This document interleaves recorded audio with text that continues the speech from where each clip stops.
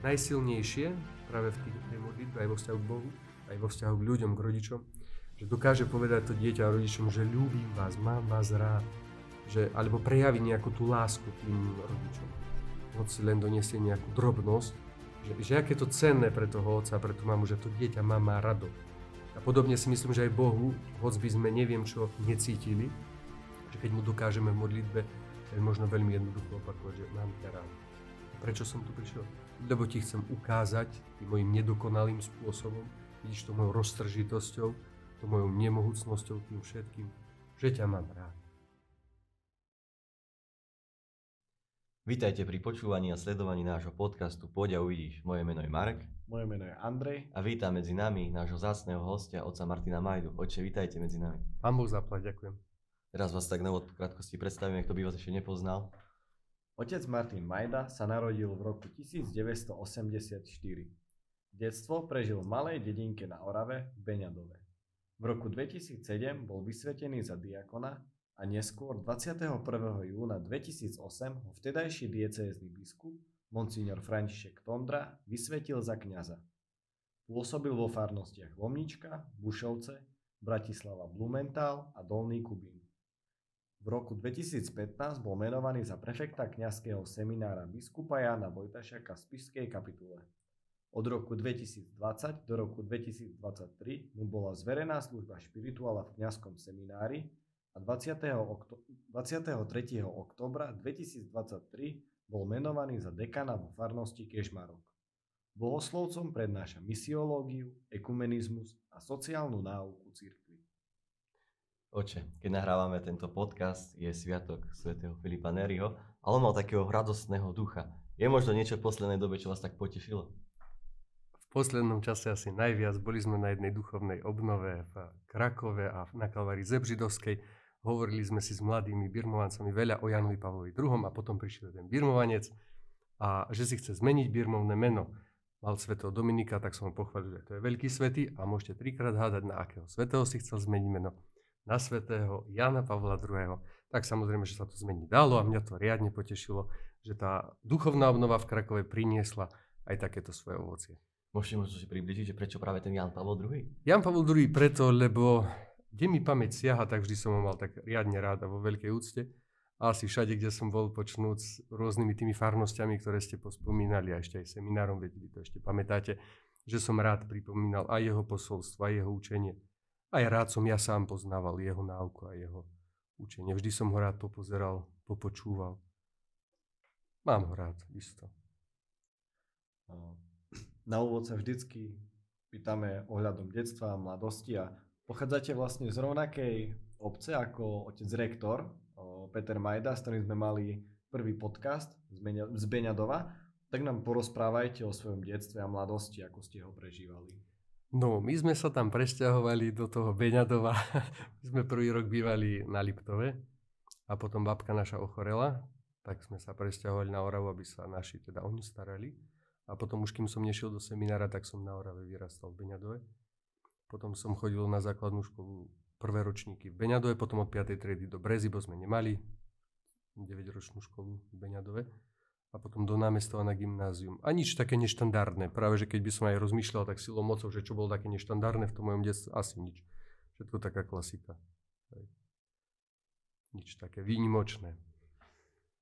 Možno keby ste nám priblížili, ako sa vlastne zrodilo vaše povolanie.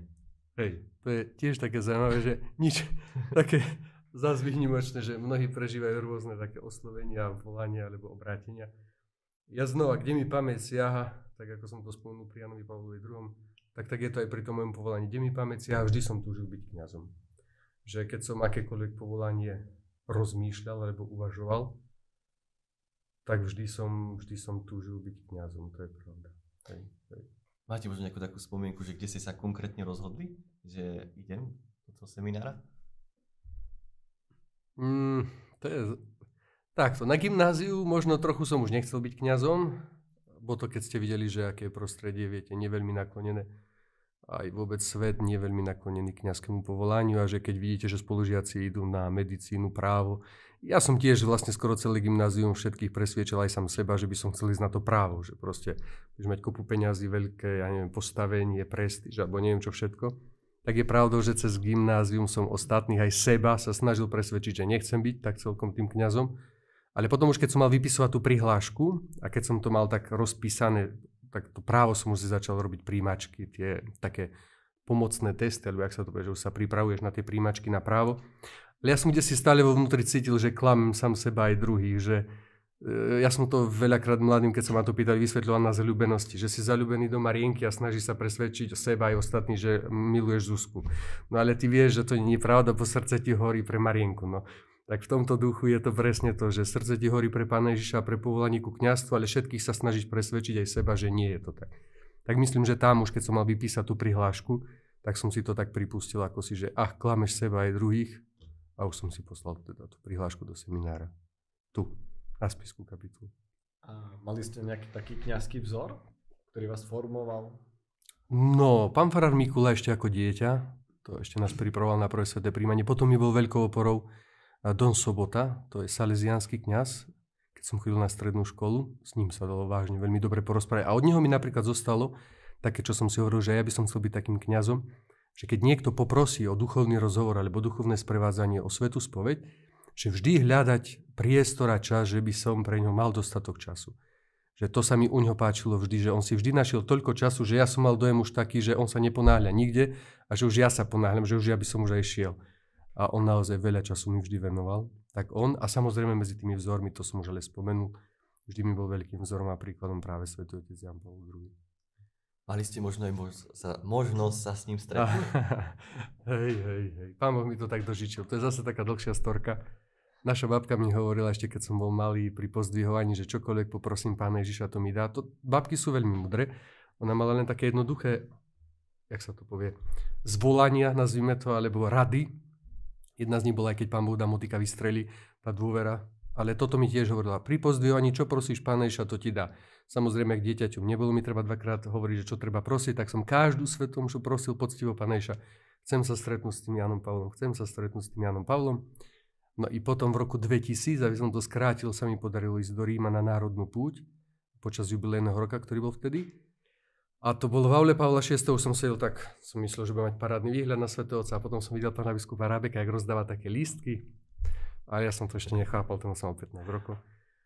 Tak oni išli, tí, čo mali tie lístky, dopredu. A ja som myslel, že sa tam hambia ísť si sadnúť, tak som šiel za ním, že ja sa nehambím, že ja tam pôjdem. A on mi vysvetlil, že to je presne, veď viete, ja už teraz viem, ako to funguje, že to presne vybratý zoznam ľudí z celého Slovenska. Ja som si až potom podľa fotiek pozeral, že tam boli takí naozaj predstavitelia cirkvi, predstavitelia štátu, pán prezident, členovia vlády, potom napríklad predo mnou šiel duchovný otec Sebastian Labo, čo písal tie knihy Lietajúci putník. Dokonca mi ešte povedali, že som dosť tak bol nedobre oblečený, bo som mal len mikinu modrú a že to sa tak nepatrí potom na stretnutie so Svätým Otcom, tak byť nie vhodne oblečený. Dnes som sa im snažil vysvetliť, že ja som ráno ešte netušil, že za ním pôjdem, lebo tých, čo pán biskup Rábek mi nakoniec ten lístok teda dal, som si sadol tak dopredu, ale ja som myslel, že super, wow, budem mať parádny výhľad, tak som bol šťastný, že budem vidieť toho Svätého Otca tak zblízka. No ale ak skončila audiencia, tak sa vlastne všetci postavili a šli k nemu, tak tiež mi nebolo treba dvakrát hovoriť, že ja som sa zaradil a šiel som aj ja. Tiež si doteraz pamätám, toto bolo pre mňa asi veľmi silné, že samozrejme, že som sa netrápil v hlave s prekladom, tak som si asi myslel, že Svätý Otec všetky jazyky rozumie, tak som po slovensky začal hovoriť, že som rád, že ho vidím a on ma nerozumel. A to bolo tiež veľmi silné, tá jeho citlivosť na človeka, viete. Predo mnou šla kopa ľudí, za mnou čakala kopa ľudí, ale jeho zaujímalo, čo mu ten 15-ročný chlapec chce povedať. Tak si pamätám doteraz, jak mi chytil hlavu, pritiahol a hovorí, že čo? A ja, že som rád, že vás vidím. A on takže, dobře, ale už ochránka ma ťahala, že už som tam bol asi dlho, tak ma už dvíhali a viete, že už ma brali preč. Tak toto je napríklad prvé stretnutie, ale pre mňa také najkrajšie. A potom musím povedať, že ovocie tej modlitby žnem ešte stále, lebo už potom neraz sa mi podarilo, aj potom ešte, keď bol tu na Slovensku v 2003, potom v 2004 na púti už v Ríme ako bohoslovec. Dokonca sa nám podarilo byť aj na pohrebe jeho v 2005 a tak ďalej. Čiže to ovocie detskej modlitby zdá sa mi, že žnem doteraz v súvislosti s ním. Hej, ale to už som sa rozprával. To je dobré. O Jánovi Pavlovi II, to by bolo na to. Tešíme sa. Oče, teraz ste dekánom v Kežmarku a určite máte tých povinností naozaj že veľa. Ale máte nejaké koničky, že tak si môžete idete zrelaxovať? Okrem teda čítania a prírody asi je pre mňa vždy vzácne fakt také ticho a čas spokoja. Ale to sa dá vlastne aj pri tom čítaní, keď si človek už sadne, vystrie nohy, zobere knihu, alebo vôjde teraz do našej buď bazilíky, alebo aj keď len sám v tichu na izbe. Takže tieto časy ticha, pokoja alebo vonku v prírode sú pre mňa také vzácne. A možno nejaké, že rád čítate knihy, že aký je žáner, možno rád čítate iba duchovnú literatúru alebo aj niečo iné? Dosť ma fascinujú životopisy svätých, tie mám veľmi rád, ale mám rád aj tieto naozaj tie duchovné o modlitbe, o rozjímaní. Napríklad teraz mám rozčítané od otca Jeronýma Žeravé uhlíky, tie sa snažím dočítať. Keby ste to možno trošku priblížili, že o čom tá kniha je? Tam sú povyberané myšlienky istého duchovného otca, trapistu, ktorý sa snaží hovoriť práve o duchovnom živote, o modlitbe, o kontemplácii, o rozjímavej modlitbe a o rôznych spôsoboch modlitby. Aj niečo v tom duchu. Zjednodušenie. To je ťažká kniha. Pekná. A keby ste možno mali nejakú odporučiť, väčšina nás počúvajú mladí chlapci, ktorí rozlišujú svoje povolanie, alebo aj dievčatá, nejakú knižku pre nich? O rozlišovaní povolania? Možno, že niečo také.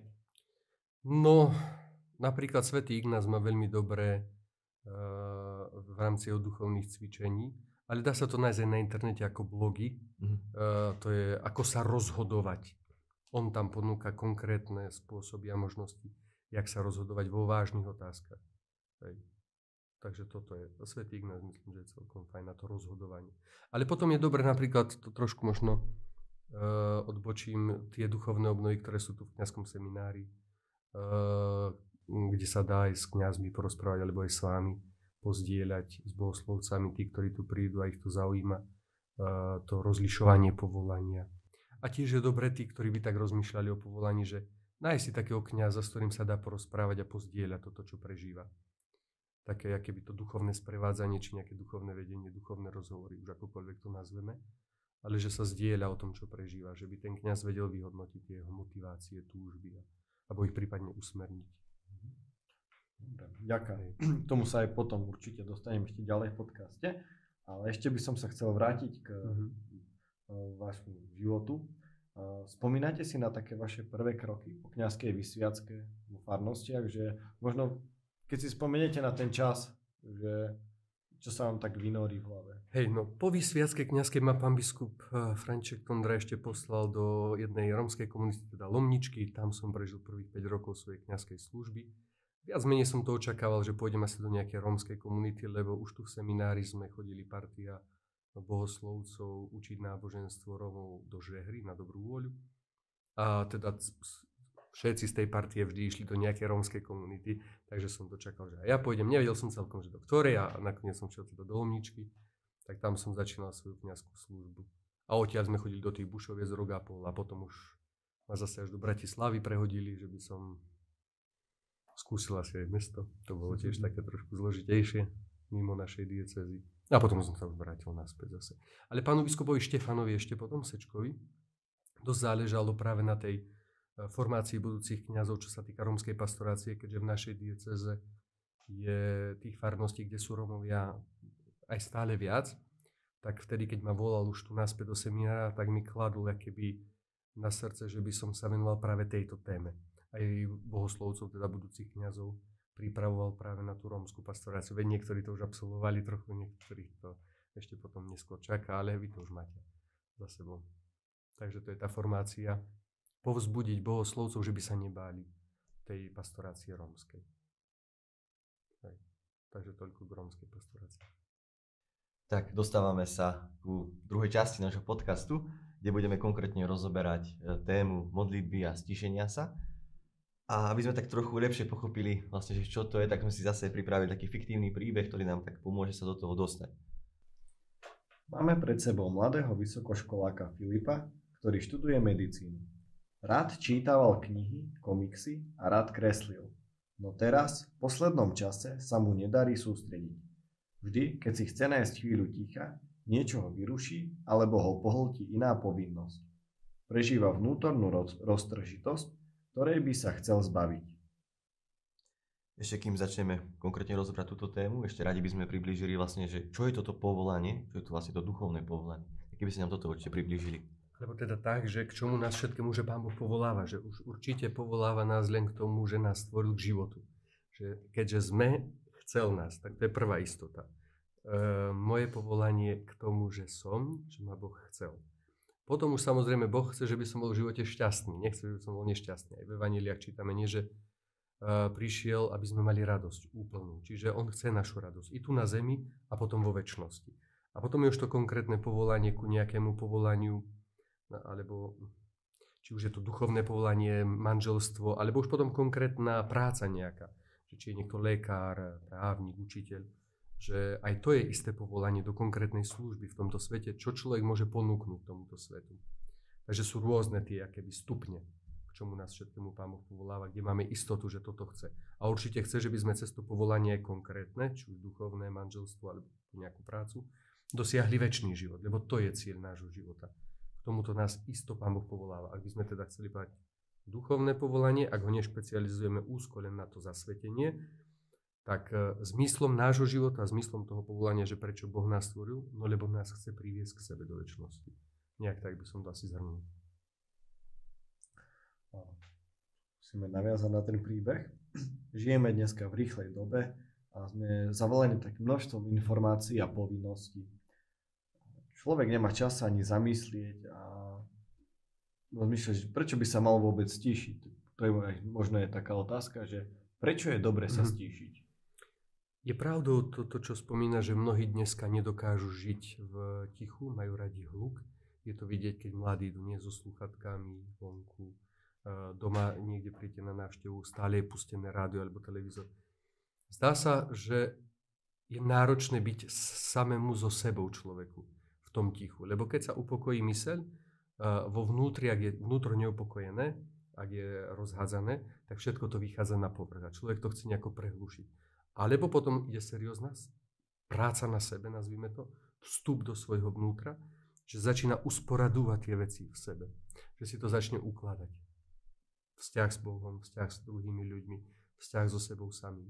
Čiže preto je také dôležité vstúpiť do seba, popremýšľať o sebe a čo to všetko môže človeku dať? Upokojenie vnútra, upokojenie srdca, nadviazanie vzťahu. Vo svojom vnútri s dobrotivým Pánom Bohom dokáže zachytiť šepot jeho hlasu. Myslím si, že toto sú asi tie také najkľúčovejšie veci, ktoré môže človek získať tým, že sa dokáže stíšiť a upokojiť. Naozaj nájde vnútornú rovnováhu, vnútorný pokoj, ale osobitne dokáže vstúpiť do hĺbšieho vzťahu s dobrotivým Pánom Bohom. Že započuje ten jeho šepot, to nazvíme, že Pán Boh nechce sa naozaj prekrikovať s inými, preto je ho ťažko započuť v hluku, keď je hluk. Ale v tichu naozaj sa prihovorí nášmu srdcu. A tam začína usporadovať tie veci. Toto, čo není správne, povzbudzuje k tomu, čo je dobré, aby bolo ešte lepšie a tak podobne. Možno keby si nám približili taký recept, že ako a kde sa stíšiť? No, ako a kde sa stíšiť? Stíšiť sa môžeme vlastne kdekoľvek a kedykoľvek. Najskôr treba mať ale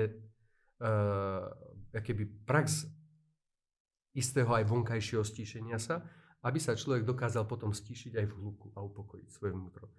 Preto na začiatku myslím si, že nedá sa ináč pohnúť, kým si človek neurčí jasný čas v dni, tak ako to máme v seminári, že je určený, vyhradený čas ticha modlitby na tú rozjímavú tichú modlitbu pred Božou tvárou. A potom samozrejme, keď človek už nadobudne istú prax toho vnútorného stíšenia, aj vďaka vonkajšiemu tichu, dokáže sa potom stíšiť vnútorne, aj keď už je hluk okolo. Že akéby takú svoju komórku tichu vo svojom srdci s Pánom Bohom dokáže mať aj potom už v hluku. Ale myslím si, že na začiatku je veľmi dôležité mať fixný čas, pravidelný čas toho ticha. Že áno, teraz mám tento čas vyhradený na Pána Boha. Na tichú modlitbu pred ním. A keď už sa niekomu podarí nájsť to ticho, tak čo robiť v tom tichu? Možno také rady, že ako sa modliť, alebo čo sa modliť. No, sú rôzne spôsoby. tej modlitby. Na to sú tiež mnohé dobré knihy. Tiež či už svätý Ignác, jeho spôsob meditácia, rozjímania, alebo Lectio Divina. Alebo potom časom si môže človek vytvoriť aj vlastný spôsob modlitby, ktorá mu najviac vyhovuje. Ale keby som mal tak v jednoduchosti priblížiť nejaký postup, tak prvá vec, určený presný čas ticha. Môže sa začať krátkou úvodnou modlitbou k Duchu Svätému, či už svojimi slovami, alebo predpísanou nejakou už napísanou modlitbou. Potom prečíta si krátky text, úryvok. Najlepšie vždy začať Božím slovom, Svätým písmom. A potom tie postupy z Lectio Divina alebo svätého Ignáca, ono sa to dá poprepájať. Tam je dobre, keď si človek skúsi, že keby, čo mu dáva takú keby vnútorné povzbudenie, vnútorné impulzy alebo nadchýňa ho, že ktorý spôsob mu niečo dáva tej modlitby. Teda potom kombinujúc už tieto spôsoby, ktoré spomínam, po prečítaní toho textu, ak by nevedel, čo ten človek má robiť ďalej, tak môže napríklad dookola aj tých 20 minút na začiatku, keď sa snaží o nejakú tú rozjímavú modlitbu meditatívnu, tak si len dookola nech pomaličky číta ten text Božieho slova. A stále má vnútorné nastavenie, čo mi Boh chce povedať cez toto slovo. Alebo čo to znamená pre môj život. Alebo porovnáva. Ako to s tým Božím slovom porovnávajúc do mojej minulosti bolo, že či som to tak naplňal alebo nenaplňal. Plus hneď môže hľadať povzbudenie alebo usmernenie pre seba, isté predsavzatie do budúcnosti, že ako by som usporiadal ten svoj život podľa tej Božej vôle, ktorú čítam. Jednoduchý príklad poviem. Čítam v Evanjeliu, Pán Ježiš mi povedal, nie 7-krát máš odpustiť, ale 77-krát. Toto sa mi práve že páči v tomto druhu modlitby, lebo tam ideme Pána Boha počúvať, čo On nám hovorí. Že to je taký istý obrad v modlitbe, lebo my sme do istej fázy duchovného života naučení, že potrebujeme všetko Pánu Bohu vyrozprávať. Nie? Už aj to je dosť veľký level, nazvime to tak, modlitby, keď niekto sa pomodlí Otče náš zdravá každé ráno, každý večer, potom už začne aj svojimi slovami s Bohom rozprávať, poďakuje mu, poprosí ho, odprosí, alebo mu povie, že ho má rád. To je tiež dosť veľká vec. Ale potom, keď pochopí, že on nepotrebuje všetko Pánu Bohu vyrozprávať, lebo on to vie, ale že ide do modlitby Boha počúvať. A to je práve cez to jeho slovo. Že akoby Boh mi hovorí, o tomto sa chcem dnes s tebou porozprávať. Použijem ten príklad 7,77 raz odpustiť, tak Pán Ježiš ti povie, dneska sa chcem s tebou porozprávať, ako je to v tvojom živote a ako to vidíš do budúcna, že by si mal svojmu bratovi odpustiť nie 7, ale 77 razy. No a nejak v praxi môže tá modlitba potom vnútorná vyzerať ako.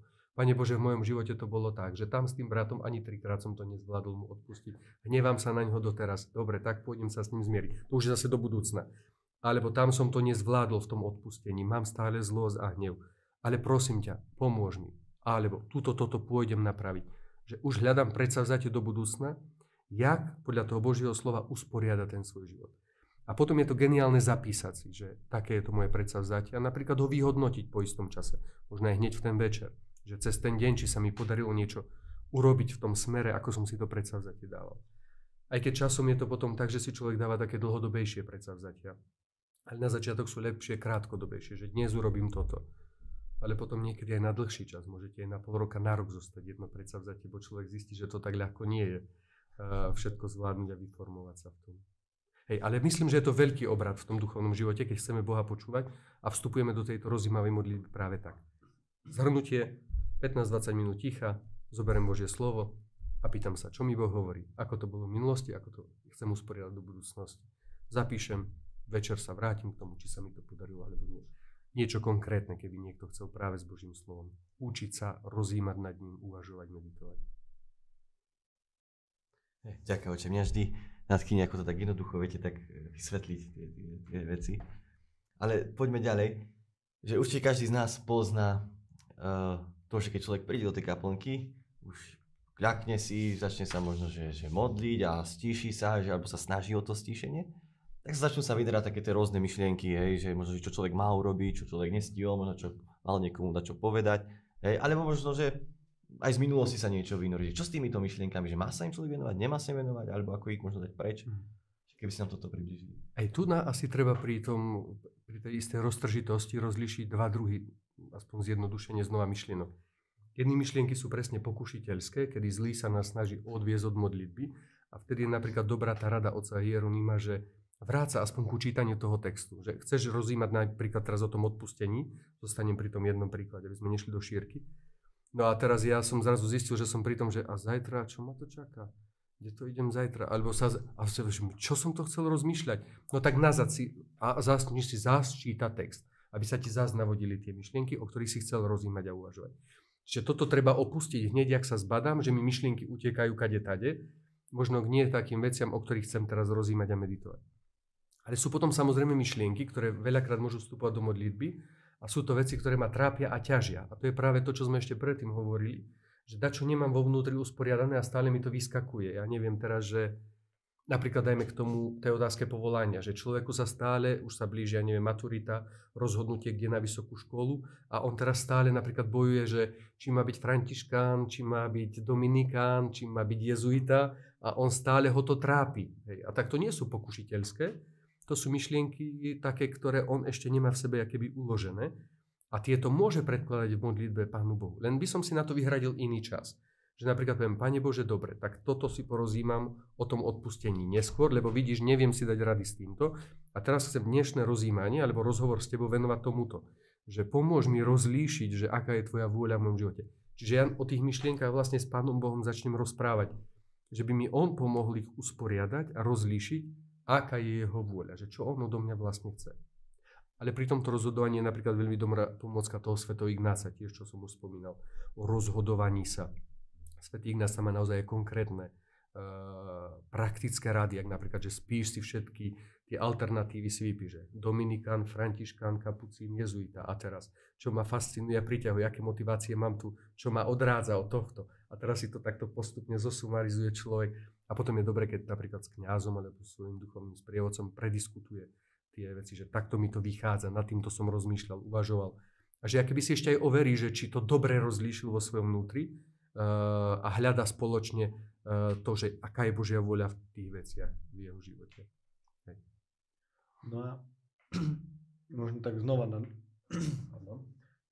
nadviažem na to, že rozprávať si, že hľadať tú Božiu vôľu, a tak ako možno v tom započuť ten Boží hlas, a ako môžem vedieť, že je to Boží hlas, že je to asi to nie je takou formou ako Panna Mária a Archaniel Gabriel, že sa jej zjavil a jej to povedal, ale že ako to vieme rozpoznať?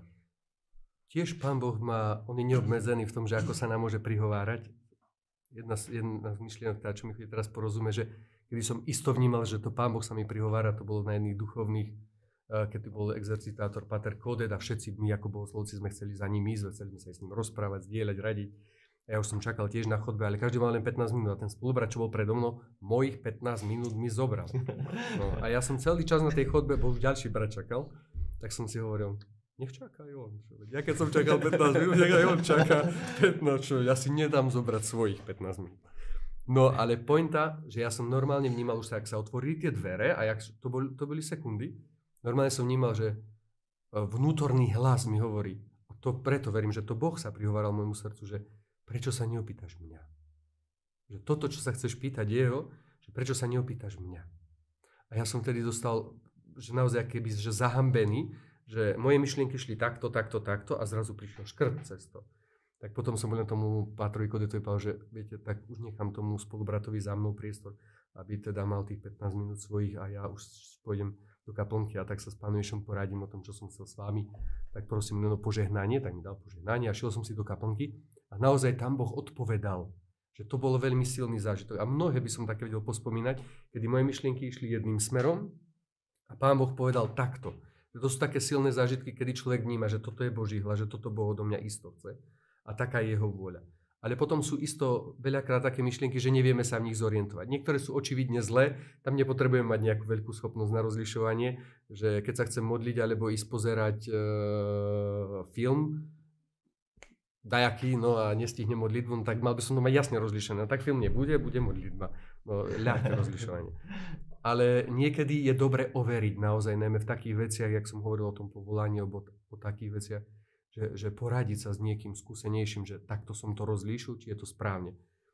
A tiež som si istý, že čím viac sa sítime Božím slovom, tým viac nadobudáme akoby Boží pohľad na svet.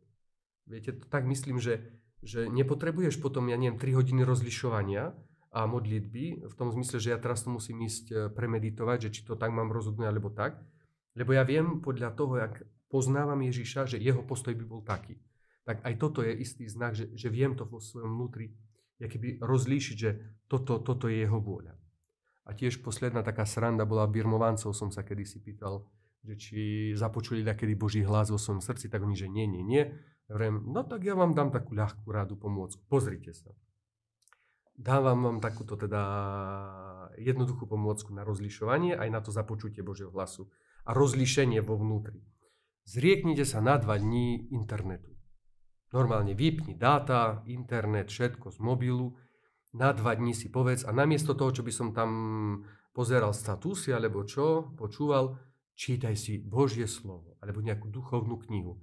To nie je zlý nápad, nie? Že to je povzbudenie ku dobrému. Akože toto, čo som radil, nemyslím si, že je zlé. Daj si 2 dní pauzu od internetu, zistíš aspoň, či si nie na tom závislý. No a za tie 2 dní, čo ušetríš čas, prečítaj si Božie slovo alebo dobrú knižku. No a teraz, keď sa odhodláš k tomu, po pol dní ti prídu myšlienky typu v mysli. Wow, dokázal si to, pol dňa si vydržal. Teraz len na 5 minút si zapni trošku internet. Možno, že je, že ak ti takto čo vážne píše, len trošku klikni, len na 5 minút, nie dlhšie, už pol dňa si vydržal, si dobrý, ale 5 minút len si pozri trošku, že či ti takto čo vážne nepíše. No od koho myslíte, že je tá myšlienka? Keď si sa odhodlal na 2 dní, po pol dní ti príde taká myšlienka, alebo po prvom dni, ľahké rozlíšenie. Pokušiteľ sa ťa snaží od toho predsavzatia odviesť. Ale to, čo ti bude vo vnútri hovoriť, máš na to, dokážeš to, zvládneš to. To je Duch Svätý, ktorý sa ťa snaží v dobrej veci povzbudiť, aby si vytrval. Čiže na takejto jednoduchej veci to ktokoľvek môže vyskúšať. Daj si predsavzatie takéto, raz, dva budeš počuť tie vnútorné myšlienky, pochody a rozlišovanie je tiež podľa mňa dosť jednoduché v tomto prípade. Že kedy sa má snaží Duch Svätý povzbudiť ku konaniu toho dobra alebo dobrého predsavzatia a kedy sa ma snaží zlý nejako obalamutiť aj takými fintami typu, že pozri, jak si to dokázal, už celý deň si vydržal, už len na chvíľočku. A zväčša z tej chvíľočky je 2 hodiny napríklad. Takže to sú tie pokušiteľské potom myšlienky, ktoré sa nás snažia odviesť od toho dobrého predsavzatia. To je tiež znova veľmi jednoduché, to rozlišovanie. Ja neverím, že v každom prípade je to také ľahké, ale toto tu je minimálne dobrá skúška na to, že zachytiť i Boží hlas, i pokušiteľský. Takedy človek, keď sa modlí, tak môže zostať aj takom, že Boh že mlčí. Hej, a že čo s tým, že ten Pán Boh že zmizol? Není? Hej, že není pri tom človeku? Že keď možno takedy človek tak nepočuje to, že nemá to také vycibraný ten sluch, ako ste spomínali, na to, že nie je pri ňom, ako to vlastne je? Čo? Možno, že vtedy nás cvičí v tej láske, bo chodí mi teraz pomysliť citát Božieho slova. Ak miluješ toho, kto teba miluje, čo veľké robíš? Ak cítiš moju blízkosť, moju prítomnosť v modlitbe a vtedy sa modlíš, no a je ti dobre, to je Svätý Ján Mária Vianney hovorí, nie? Že ak by sme stále sa cítili dobre po spovedi, po modlitbe, po svetom, čiže ja sa cítim dobre, on hovorí, že vznikne nebezpečenstvo, že to začneš robiť kvôli sebe, lebo ja sa cítim dobre tam. Ale ak nič necítime, tak máme istotu, že to len kvôli Pánu Bohu robíme, nie? Že dokonca v tomto zmysle mi chodí ešte porozumie matka Teresa, že obdivujem ju, o nej sa hovorí, že neviem, či 50 rokov necítila Božiu blízkosť, Božiu prítomnosť. Dokonca v tých jej poznámkach z duchovných cvičení je, že ona normálne až pochybuje o existencii dobrotivého Pána Boha. Až do takej miery. Ale mne to príde znova zjednodušený príklad, že predstavte si znova Jožko zaľúbený do Marienky a teraz Marienka sa mu stráti na 50 rokov. A on 50 rokov čaká a lásku prehlbuje. A keď sa vráti, tak musí byť podľa mňa ona riadne očarená, keď on nevie, či žije, či nežije, či sa už nevydala, alebo tak. A on 50 rokov snaží sa byť verný v tej láske prvotnej. A príde po 50 rokoch a ona príde, nie? Tak som hovoril. Tak on jej potom povie, že ja na teba stále čakám. To je fú.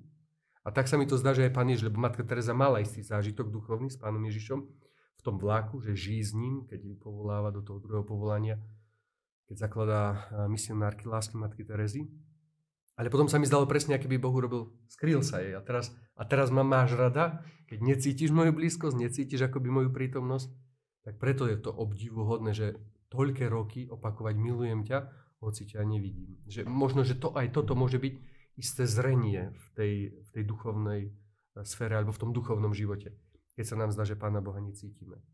A tiež neviem, kto to spomínal, tiež sa mi to celkom páči, že keď sa nám zdá, že strácame čas pred Bohom, že nič z toho nemám, tak ten človek to prirovnával k tomu, že ak v starom zákone obetovali baránky, nie zarezávali obetovali, tak my Bohu vtedy aspoň obetujeme čas, že poviem, tak ja ti Bože obetujem týchto 20 minút, čím, no budem tu sedieť pri tebe, zarežem v úvodzovkách aj ten čas pre teba, 20 minút času ti darujem. Alebo môžem dookola opakovať, že ho mám rád, to sa mi tiež celkom páči.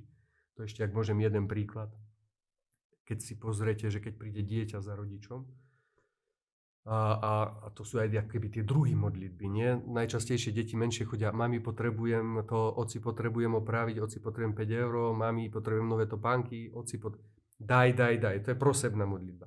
Potom už sa deti naučia aj čo? Poďakovať, ďakujem za to, aj my sa tak naučíme časom Pánu Bohu ďakovať. Potom je vzácne, keď vedia sa priznať k tomu, že urobili zle, že prídu poprosiť o prepáčenie, lebo mnohí mladí a deti čo? Keď sa dačo stane, ja neviem, v živote som to nevidel, nikto. A jaká je veľká vec, keď sklopí uši, hlavu a povie, je to moja vina, prepáčte mi, že to je obdivuhodné.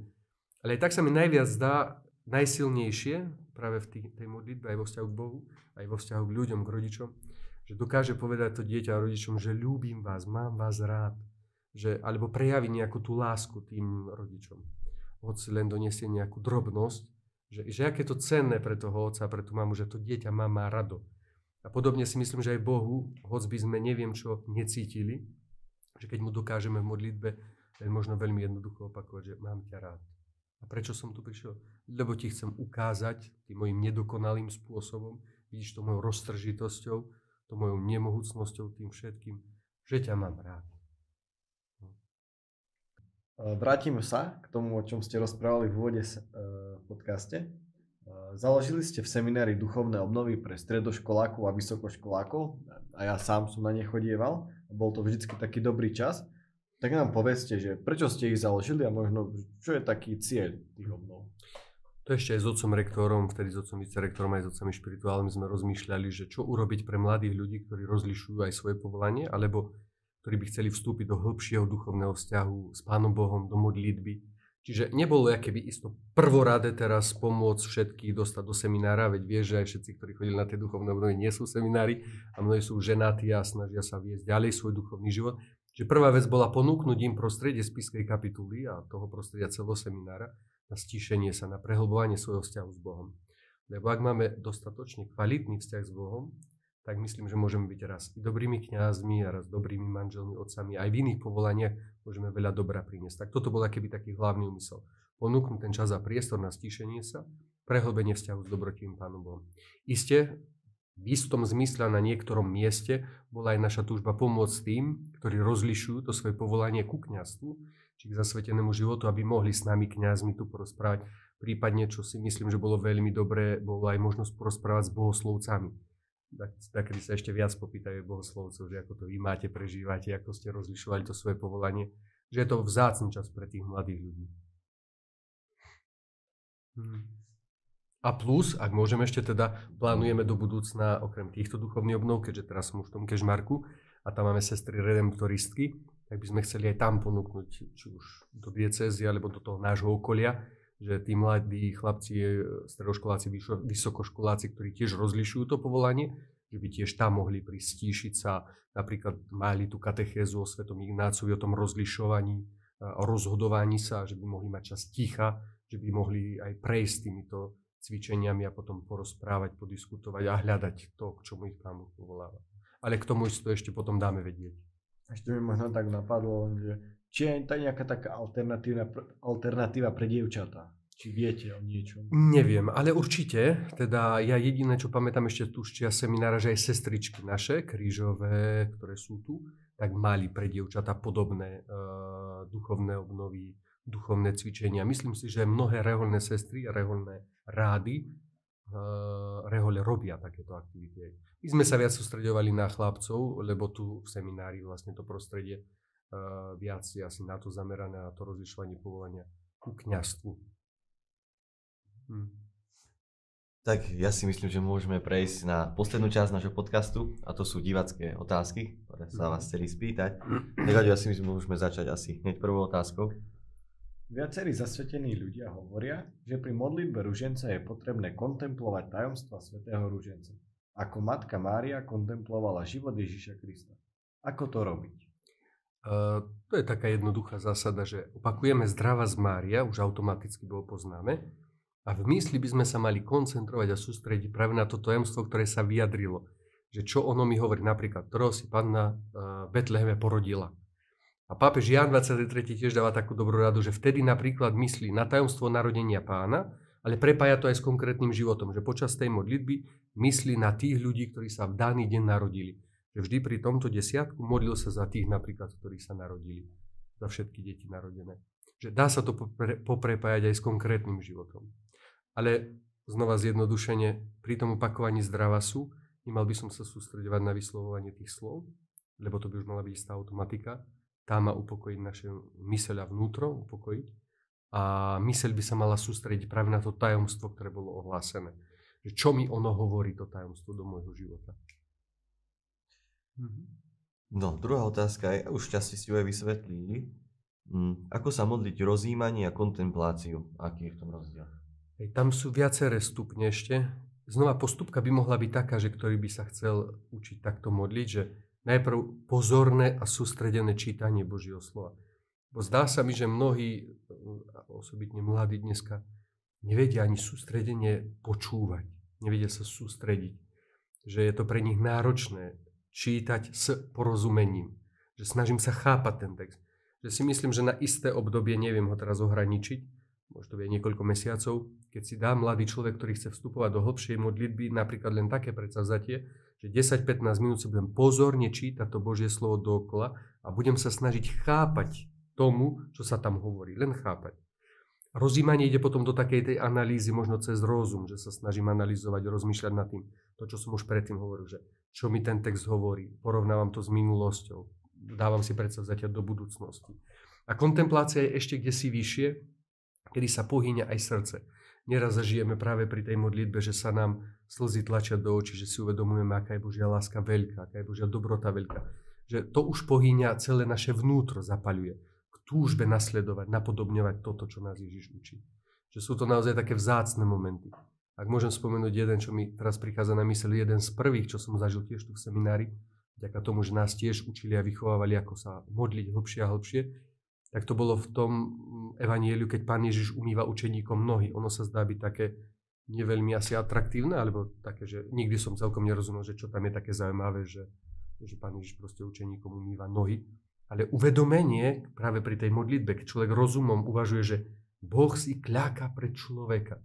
Že Boh nemá problém predo mnou si kľaknúť. A keď som si to predstavoval vo fantázii, čo svätý Ignác radí, nie fantáziu zapojiť, predstaviť si, ako to vyzerá v tom evanjeliu, tak som si predstavil, že ja sedím a Boh kľaká predo mnou a povie mi, Martin, môžem ti poslúžiť?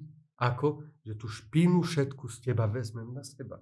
Ty mi ju len daj, nalož. To je vlastne sviatozmierenie, že všetky svoje hriechy nalož na mňa, bo ty ich nemáš jak vyrovnať, ja vyrovnám za teba.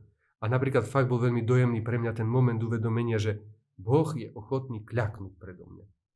Kľaknúť a vyjednávať so mnou, že ja dovoľ mi stanem sa tvojim sluhom. Že to bolo veľmi silný moment. A to si dovolím tvrdiť, že sú to nejaké tie prechody už potom do tej kontemplatívnej modlitby. Kedy človek pri tejto myšlienke dokáže zotrvať aj dlhú dobu, niekedy možno aj do hodiny sa to dá, alebo hodiny sa to dá počítať niekedy. Ďalšia otázka je, je možné, že ak nebudem nasledovať Božie volanie, budem mať v živote viac trápenia? Tak nemyslím si, že by Pán Boh nás chcel nejako trestať. Mne príde Pán Ježiš skôr ako to tie staré GPS-ka, že prepočítavam. Viete, že vždy vás chce doviesť cieľu. Tak bolo, nie GPS-ko, že keď ste zle odbočili, tak mne povedal to, čo si zle si odbočil? Nie, už ti neporadím, íď si kade chceš. GPS-ko čo povedalo? Prepočítavam, odbočte doprava, odbočte a zás ťa navigoval, alebo otočte sa. Tým chcem povedať, že to by ku Pánu Bohu raz nesedelo, že by on nejaké by, že sa chcel vypomstiť, alebo nedaj Bože také, že to ani by nás nemal napadnúť. Posledná oči, možno taká pre vás pekná otázka. Ako sa vám páči Kežmarku? Áno, fajne. Už druhý rok som tam. Zvykam si čím ďalej, tým viac. Takže myslím, že je to čím ďalej, tým lepšie. Mám nádej, že aj naši veriaci to tak berú. Po začiatku sa mi zdalo, že teda mysleli si, že som asi pôsobil tak veľmi ustráchanie, veď tak mal som bázeň pred tým všetkým, čo ma čaká. A tak som vždy od nich cítil takú podporu, že keby teraz prežením, že my vám pomôžeme, len ako keby, že neutečte. Taký asi, jak mali dojem, že chcem asi ujsť. Ale nechcel som. A teraz je to už aj pre mňa také ľahšie, že už viem, som sa trošku zorientoval v tom prostredí. Takže je to skôr vždy je náročné, ale to aj každý, myslím, že z kňazov by mal cítiť tú zodpovednosť za Boží ľud, že nakoľko sa ich snažím viesť a seba samozrejme v prvom rade ku dobrotivému Pánu Bohu. Že toto tu je práve tá zodpovednosť pred Pánom Bohom. Ale tam má potom priestor zase dôvera. Že Pane Bože, ja zrobím koľko je v mojich silách, trošku si oddychnem, aby som vládol zase to ďalej robiť. Na ostatné v tvojich rukách. Tu mi neraz príde ten pápež Ján 23. na myseľ, už neviem, ako to presne bolo, ale keď sa on veľmi trápil preto, keď už sa stal tým pápežom, tak sa veľmi trápil pre tie povinnosti a nejak Pán Ježiš sa mu prísnil, alebo nejak takto bolo a mu povedal, že Janko, neber sa až tak vážne, som to ešte aj ja. Čiže to sa mi tak ráta, že nemusíme sa brať až tak vážne, isto zrobme, čo je v našich silách, tam, kde sme, kde nás Pán biskup poslal, Pán Boh povolal, ale ostatné je tak v Božích rukách. Ďakujem, oče. A na záver máme takú našu tradíciu, že také vaše záverečné posolstvo pre našich mladých, ktorí rozlišujú svoje povolanie. Čo by ste odkázali? To by mohla byť aj akože súťažná otázka. Naši poslovci by isto uhádli, že čo by som im povedal. Lebo vždy mi prišlo také milé, keď som nemal čo na punkta, alebo na nejakú myšlienku, že zjednodušenú nejakú, tak vždy som rád opakoval totus tus, celý tvoj, to je vlastne celoživotné heslo Jana Pavla II. A to totus tus v dvoch rozmeroch. Prvý, túžba. Myslím si, že nielen pre zasvetených to platí, myslím pre každého veriaceho. Ak má v sebe túžbu celkom patriť Bohu, že ho chce celkom nasledovať, že je to vznešená túžba. Že podľa mňa vhodná pre každého. Ale druhá vec je to hneď aj spytovanie svedomia v tom zmysle, že čo všetko ešte Bohu v mojom živote nepatrí. Lebo na jednej strane je pekne opakovať Bohu totus tus, celý tvoj, celý tvoj. No ale hneď príde svedomia a povie, ale nie je to tak, toto nepatrí Bohu, toto nepatrí Bohu. Tak za to je to hneď aj spytovaním svedomia, že čo mu všetko ešte nepatrí. Tak to môžeme opakovať. Aj ako túžbu, aby to tak bolo, a zároveň ako spytovanie svedomia, Pane, ja viem, že ti ešte všetko nepatrí, ale môžeš ma ďalej formovať, že by čím viac z toho môjho života a zo všetkého, čo vo mne je, tebe patrilo. Oče, ďakujeme, že ste prišli k nám do podcastu, že ste priblížili hosťom tému stišenia, modlitby. Vysvetlili ste aj, prečo to je dôležité aj pri rozlišovaní. Veríme, že to pomôže mladým lepšie hľadať vzťah a budovať svoj vzťah k Pánu Bohu. Pán Boh zaplať. Pán Boh zaplať aj ja. Tak.